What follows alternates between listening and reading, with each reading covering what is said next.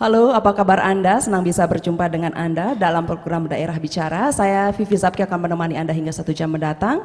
Dan kali ini kami bersiaran dari Universitas Andalas di Padang, Sumatera Barat. Nah, kali ini kami akan mengajak Anda diskusi mengenai Undang-Undang Pendidikan Tinggi, mengawal Undang-Undang Dikti telah kritis atas jaminan pendidikan bagi mahasiswa tidak mampu. Saya tidak hanya ingin menyapa Anda yang menyimak acara ini melalui radio dan televisi, tapi juga teman-teman mahasiswa dan hadirin yang hadir di Auditorium F Universitas Andalas. Selamat pagi. Semangatnya kurang mahasiswa, lebih tegas lagi. Selamat pagi. Nah, itu artinya siap untuk berdiskusi. Karena tema tentang Undang-Undang Pendidikan Tinggi ini bagi kalangan mahasiswa ini luar biasa ramai perdebatannya. Saya ingat betul ketika undang-undang ini masih berupa rancangan, demo besar-besaran terjadi di mana-mana. Tapi kemudian ketika undang-undang ini sudah jadi, kita tidak lihat respon yang sama saat menjadi RUU. Apakah artinya undang-undang ini diterima atau tidak? Itu akan kita cari tahu dalam diskusi ini. Tetapi fokus kita adalah membicarakan salah satu amanat atau pesan yang dijanjikan oleh undang-undang ini. Dalam undang-undang ini ada satu pasal yang menyebut tentang jaminan pendidikan bagi mahasiswa tak mampu. Terutama di pasal 74 disebutkan kalau perguruan tinggi negeri terutama ini wajib menjaring calon mahasiswa yang memiliki potensi akademik tinggi tapi kurang mampu. Ada angka yang dipatok pada PTN yaitu paling sedikit 20%. Namun berbagai kalangan seperti Badan Eksekutif Mahasiswa, lalu juga Koalisi Pendidikan menilai ini menjadi kewajiban pendidikan tinggi. Tetapi bagaimana kalau seandainya misalnya pertanyaannya anaknya miskin tapi tidak pintar, apakah artinya itu tidak boleh sekolah? Lalu ada yang juga mengatakan, kenapa cuma 20%? Bukankah semua anak Indonesia ini kalau perlu diberikan hak untuk sekolah? Kenapa tidak 100%? Nah, untuk mendiskusikan itu, saya saat ini sudah bersama dengan narasumber. Di sebelah saya adalah Wakil Rektor 4 Universitas Andalas, Profesor Helmi. Lalu di sebelahnya adalah Profesor Rizal Z. Tamim, anggota Majelis Pendidikan di Dewan Pendidikan Tinggi di Jendikti Kemdikbud, dan di ujung sana ada Chandra Ferry Caniago, anggota Unit Kegiatan Mahasiswa Pengenalan Hukum dan Politik PHP Universitas Andalas Padang. Pertanyaan pertama, saya ingin ke Chandra tentunya lebih dulu ya Chandra. Chandra, yang saya dengar teman-teman mahasiswa dari Andalas ini salah satu yang paling kencang menolak undang-undang ini. Ada gugatan yang saat ini diajukan ke MK, katanya menunggu putusan ya? Ya. Nah, bisakah dijelaskan sebetulnya pada poin-poin apa saja keberatan Anda dan kawan-kawan atas undang-undang ini? Silakan. Ya, terima kasih Mbak. Memang betul bahwa kami, bukan hanya saya pribadi, kami tergabung dalam Forum Peduli Pendidikan. Terdiri dari 3 lembaga mahasiswa, ada PHP, LAMPK, dan Kaki Lima, serta juga dari terpisah pengajuan gugatannya melalui BEM Universitas Andalas, itu terpisah melakukan gugatan. Kami sudah mengawal ini dulu dari BHP, Mbak, Undang-Undang BHP, Badan Hukum Pendidikan, yang telah tegas dinyatakan inkonstitusional oleh MK melalui putusannya. Dan kami menganggap lahirnya Undang-Undang Pendidikan Tinggi ini semangatnya masih sama dengan Undang-Undang BHP dulu. Cuma ganti baju saja, tapi bajunya lebih bagus, sehingga orang memandang bahwa dengan baju bagus ini tidak sama dengan baju yang dulu. Tapi semangatnya masih sama, itu kan ketakutan kami. Dan kami sudah mengawal dari rancangan undang-undang sampai beberapa kali perubahan draft, itu kami sudah melakukan berbagai macam aksi maupun diskusi-diskusi untuk membahas permasalahan itu. Tapi apalah daya, kita di daerah untuk menyampaikan suara sampai ke pusat di saat undang-undang ini dibahas sulit, kami akui sulit untuk memasukkan bagaimana ide kami untuk masuk ke dalam pasal-pasal yang ada dalam undang-undang ini. Dan akhirnya di saat libur, di saat semua situasi sedang tenang, undang-undang ini disahkan. Dan kami menganggap bahwa negara sudah menyediakan fasilitas bagi kami, karena memang undang-undang ini adalah bukan saja produk hukum, Mbak, sudah produk politik. kita takut ketika sudah produk politik pasti banyak kepentingan di dalamnya, dan yang membuat undang-undang ini adalah manusia. Manusia tidak luput dari khilaf. Iya, Chandra, boleh saya potong sedikit? Tadi Anda mengatakan ini ada semangat BHP, tapi apa yang Anda khawatirkan, semangat apanya yang dikhawatirkan sehingga ada muncul penolakan? Ya, di dalam pendapat mahkamah dalam putusannya tentang pengajuan uji material undang-undang BHP dikatakan bahwa otonomi ini, apakah betul otonomi pendidikan formal ini, apakah betul ada hubungannya dengan pencapaian tujuan pendidikan sebagaimana yang digariskan oleh Undang-Undang Dasar? Apakah itu sudah didasarkan pada kajian empiris atau hanya tebak-tebak atau error belaka? Dan otonomi itu hadir kembali dalam Undang-Undang Pendidikan Tinggi. Otonomi hadir lagi dalam Undang-Undang Pendidikan Tinggi yang berbentuk badan hukum, perguruan tinggi badan hukum. Dan kami takutkan ketika kembali diotonomikan, maka perguruan tinggi dan negara melepas tanggung jawabnya kepada perguruan tinggi sudah otonomi. Dan ketika perguruan tinggi sudah otonomi, kita takutkan yang menjadi sasaran untuk menghidupi perguruan tinggi itu adalah masyarakat, dalam hal ini mahasiswa, Mbak. Oke, baik, beberapa kekhawatiran mengenai itu ya, artinya kekhawatiran bahwasannya tidak semua anak bangsa bisa sampai perguruan tinggi karena alasan-alasan itu tadi ya. Tetapi apakah betul demikian? Saya ingin tanya ke Profesor Rizal Tamim, karena Pak Rizal juga mengikuti ya bagaimana penyusunan undang-undang ini.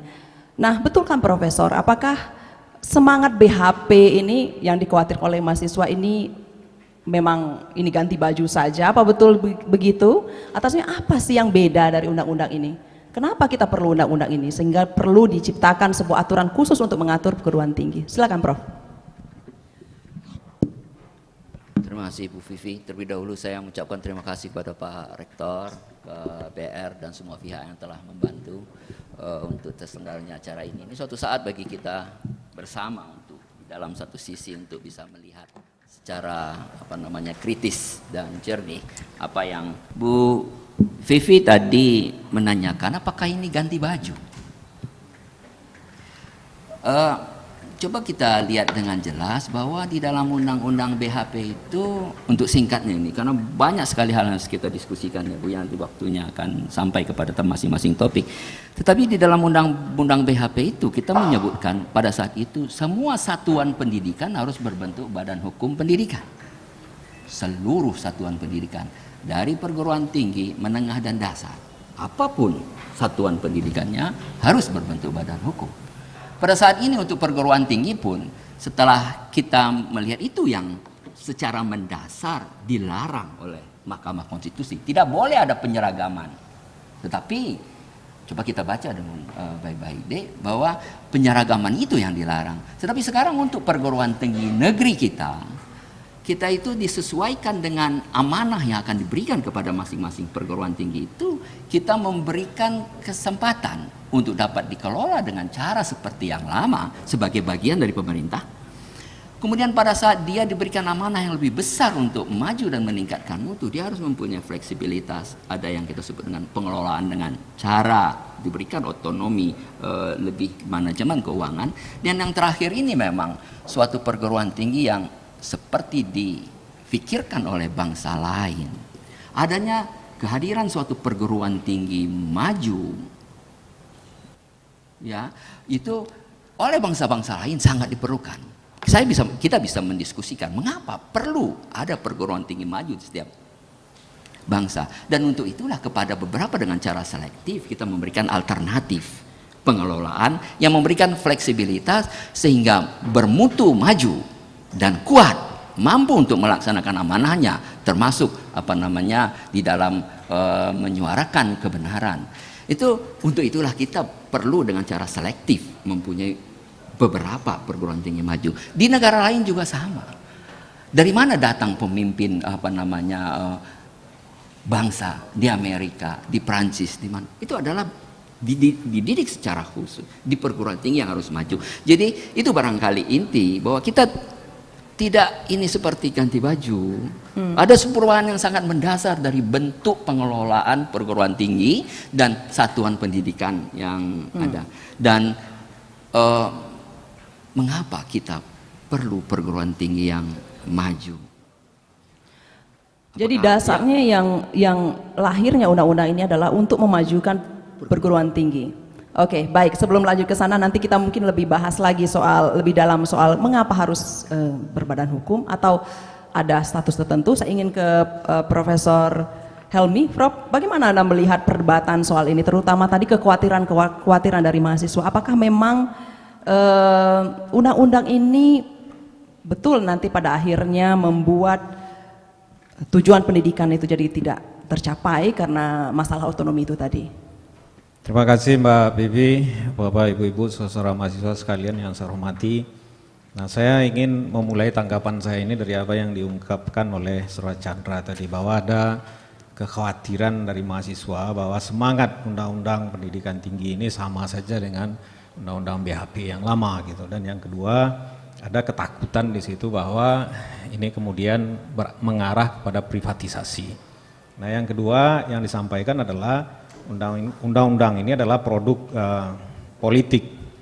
Secara pengetahuan, setiap undang-undang itu adalah bentuk dari kebijakan publik, dan kebijakan publik itu memang dihasilkan dari proses politik. Jangan lupa itu, ya kan?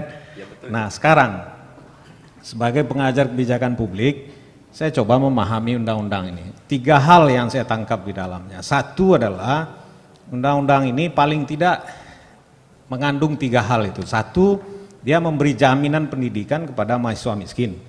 Itu jelas bisa dicari pasal-pasalnya itu. Yang kedua, seperti dikatakan Pak Rizal Tamin tadi, undang-undang ini memberi ruang dan fleksibilitas bagi perguruan tinggi untuk memaksimalkan peran tridharmanya itu. Jadi dia memerlukan fleksibilitas. Kalau dalam kerangkap undang-undang yang lama, peraturan yang lama, itu perguruan tinggi nggak mungkin dia mengoptimalkan peran tridharmanya itu. Nah, jadi 2 hal itu. Nah, yang ketiga bagiannya adalah mengontrol dan mengawal supaya jaminan bagi mahasiswa miskin satu, dan fleksibilitas bagi perguruan tinggi untuk memaksimalkan perannya itu dikawal dan dikontrol gitu. Jadi saya melihat tidak perlu terlalu khawatir dengan itu gitu. Terima kasih Mbak. Terima kasih Profesor, tidak perlu dikhawatirkan. Nah, yang menarik juga kan dalam gugatan yang saya baca dari teman-teman Chandra dan kawan-kawan adalah menggugat pasal 74 tentang persentase, ada jaminan persentase 20% untuk perguruan tinggi wajib menjaring, bahkan mencari mahasiswa miskin supaya bisa kuliah di universitas tersebut.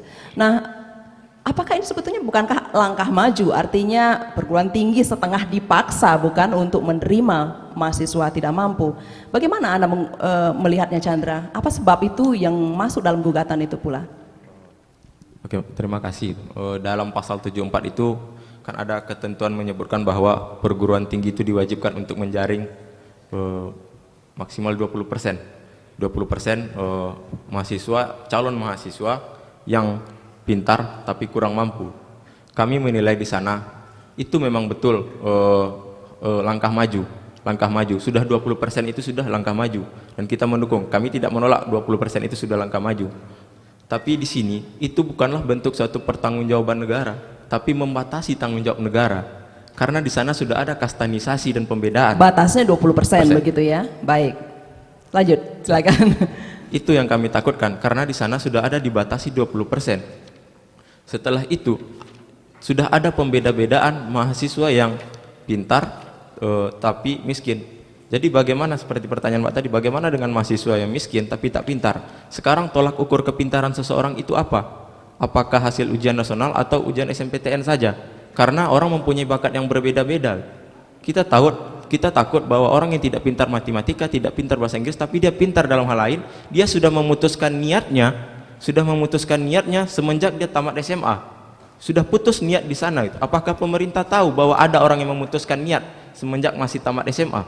Kan ketakutan kita di sana Mbak. Jadi ketika ada pembatasan dan kastanisasi ekonomi dan kastanisasi kepintaran tersebut, kita menakutkan itu. Dan menurut Profesor Yusril Iza Mahendra dalam keterangan ahlinya menyebutkan dalam suatu undang-undang tidak perlulah disebutkan hal-hal tersebut gitu. Itu hanya pasal-pasal yang membazir saja. Lebih baik seluruh calon mahasiswa itu diikut sertakan dalam tes, ya kalau lewat kasih dia beasiswa dan gratiskan kuliahnya. Boleh Baik. saya Batas-batas mungkin. tanggapi? Tepuk tangan dulu boleh, Prof. Iya. Saya tahu Profesor Hermi dan Profesor Rizal juga ingin menjawab, pasti sudah punya jawabannya, tapi kita akan jeda sejenak, kita akan kembali setelah pesan berikut ini. Untuk teman-teman di sini sekali lagi saya ingin memberi kesempatan juga berdiskusi, nanti boleh tunjuk tangan kalau ingin bertanya ya, tapi setelah sesi ketiga barangkali ya, sesi ketiga dan keempat, setelah itu juga, setelah ini ada diskusi off air juga, silahkan nanti kalau ingin bertanya, kita masih akan lanjutkan diskusinya. Kami akan kembali bersama Anda sesaat lagi.